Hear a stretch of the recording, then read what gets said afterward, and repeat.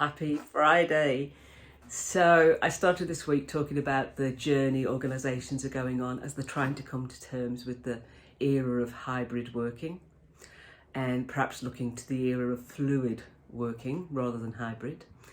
And I've talked, on Wednesday I talked about the remote first model of working. I talked yesterday about office occasional model, and the model I wanted to wrap up this week is the office first remote allowed model.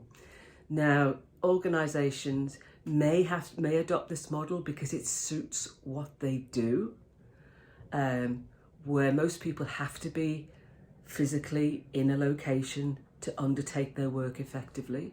So it depends on your industry, and that's okay. There's nothing wrong with the model if it suits the needs of the organisation and the employee. However, some organisations will adopt this model because it looks like the model we had before the pandemic. It's like going back to the old ways of working.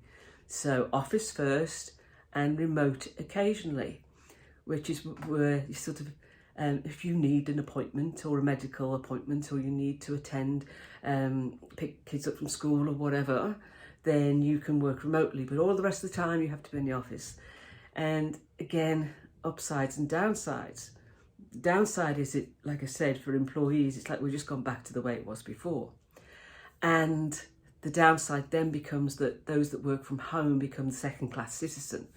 And it's seen as not just working from home, but shirking from home.